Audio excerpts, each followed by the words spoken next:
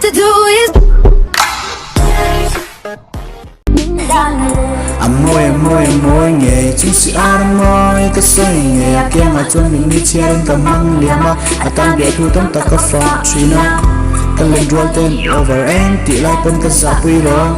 nên roll mà cái giáp quy lo sắp mel môi tê ít biển amoy nghe sắc mel môi mình bên ngầm môi kim tang môi tên cái thìn lấy là phân dấu nghề mình hệ dấu nghề hiền cả mấy bộ cái tan đầm na chẳng mấy lâu là cái tan trả na sự chết cái sao của cái đồ gì thế mà sẽ kia ngã chuan cái bôi dấu trì nuôi mẹ là cả dấu trì mà sẽ cái sự chết cái đồ chết cái rồi chết cái hoa cây trà nó cái hoa cây đem về sẽ mình cũng mấy là mình xin là cái những nghề yang lộ mình cái ruộng nghề yang kia ngã chuan anh đang rèn cái ngay lộ nghe Amoy nghe chúng si amoy cái say nghe kia mà cho mình đi chơi đến tầm măng liam mà tan để thu tấm ta có phật china